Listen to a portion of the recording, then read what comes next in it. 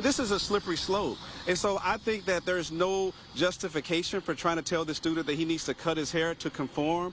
He should be able to wear his hair the way he chooses to wear, and this law, House Bill 567, protects that. Welcome and thank you for joining us for our second half hour of The Factor Uncensored. Civil rights activists are accusing a school district of violating a new law that bans race-based hair discrimination. Now, family members say Barbers Hill High School violated the Crown Act when it placed a student in school suspension because his hair was below his eyebrows, simply too long. The law took effect on September 1st. The Barbers Hill principal says the Crown Act doesn't cover the length of hair, only the style. Tonight we'll hear from Representative Ron Reynolds, who played a role in passing the Crown Act, after our extensive coverage here first on The Factor Uncensored. But first, Fox 26's Anthony Andwine speaks with DeAndre Arnold, a college student who inspired the Crown Act, and you first met here also on The Factor Uncensored. Surrounded by activists and state lawmakers, Darisha George takes the podium outside of Barbers Hill High School. I just want to say I just really want my son to get the education he needs and not be discriminated because of his hair. Her son Daryl is a junior, and this is his first year at his new school, but things got off to a rocky start with school officials. Because they know his hair is long, every day he comes to school, he's going to be in ISS because they know when it's let down, it's below his eyelids and it's below his earlobes. In-school suspension because of the length of his hair, which violates school policy. And according to the family, the principal told them length is not covered under the Crown Act. You know, I have to be completely honest. I can't say I'm surprised. This is not something that comes as a shock to me. You know, I went there. I know how it is. DeAndre Arnold, now a junior at LSU, went to Barbers Hill High School as well and made national headlines in 2020 when he, too, received in-school suspension for the length of his hair. He is what ignited lawmakers to push for the passage of what is now law. So whenever we come up against an obstacle like this, we have to show that we're unwavering and we will fight to the end to stand for what we believe in. So I asked the authors and co-authors of the bill if length is specifically addressed in the law, and they both said it should not matter. House Bill 567 is the law, and currently Barbers Hill ISD, Barbers Hill High School, is violating the law. I believe that his hair, in the style that he wears it, should be protected and is protected by the Crown Act. And Representative Reynolds is putting the district on notice.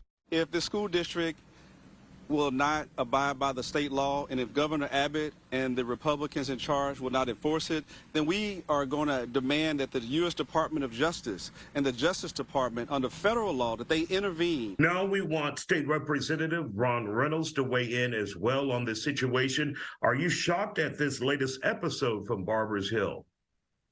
You know, Isaiah, you and I were at this from the beginning with DeAndre, and I would be shocked if my Angelo statement wasn't true. When people show you who they are, believe them the first time.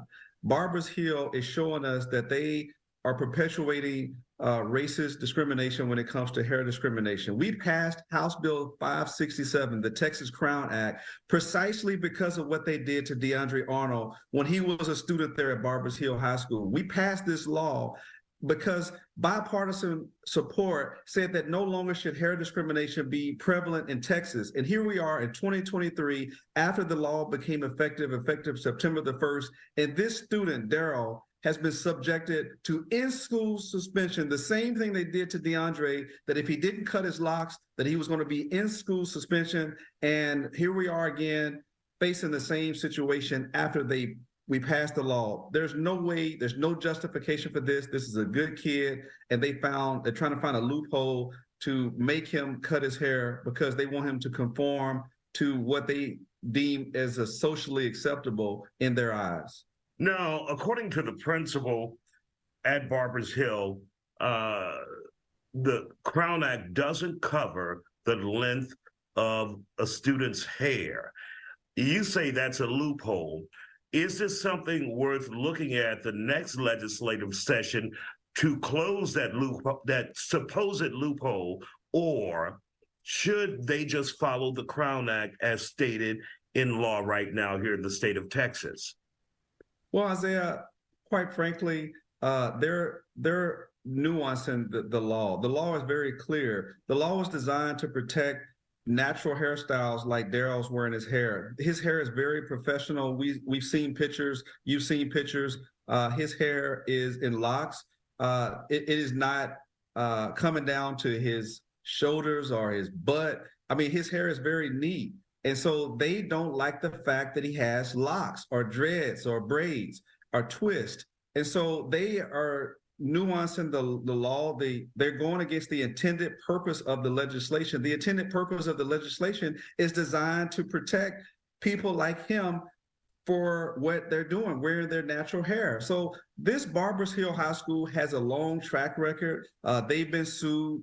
If they don't comply with the law, we're going to ask for a Department of Justice investigation under the Civil Rights Division of the Education Division so that they can enforce this, because they're singling this student out and they have a pattern and a practice of this type of hair discrimination. So do I think we can make amendments to the law in further sessions? Yes. Do I think we need to? No, because the spirit of the law is very plain on its face. They're trying to pierce a very small window to say, well, it didn't specify hair length. Well, if we thought we had to do that because of people like Barbers Hill, then we surely would have done it. But they're acting in bad faith to continue to perpetuate a hair policy that discriminates against people because of their locks or their braids or their twists. This has been what many people say has been a defiant school district. No matter what kind of public pressure they've received nationwide, statewide, they still will do what they want to do. So how do you even address a situation like that when they won't follow the spirit of the law, according to you?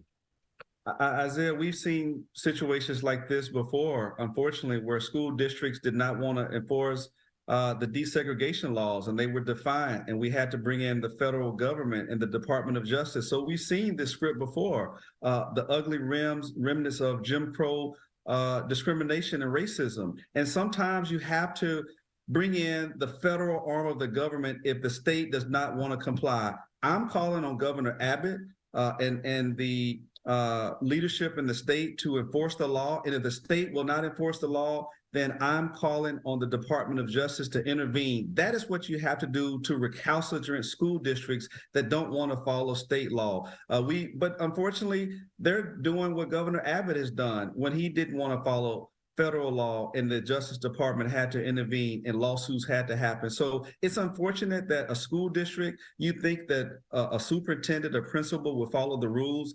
I've sent, as chair of the Legislative Black Caucus, a letter to put it in writing, to put them on notice that we intend for them to follow the law. And if they don't, we've already put them on notice that we anticipate that the Department of Justice will intervene. And it's unfortunate that this has to happen because students like Daryl are suffering mental trauma. They're suffering emotional trauma, being torn away from their classroom and learning with their peers, and forced to either comply with a law that is with rules that are violate his right as a student, or be forced in school suspension. So this is unfair and it's unwarranted, and we're going to fight and stand up for people like Daryl and all people in this state that want to wear their natural hair. Now, we've reached out to the school district and have not heard back as of yet, but we do want to note the student did receive in-school suspension for other dress code violations as well.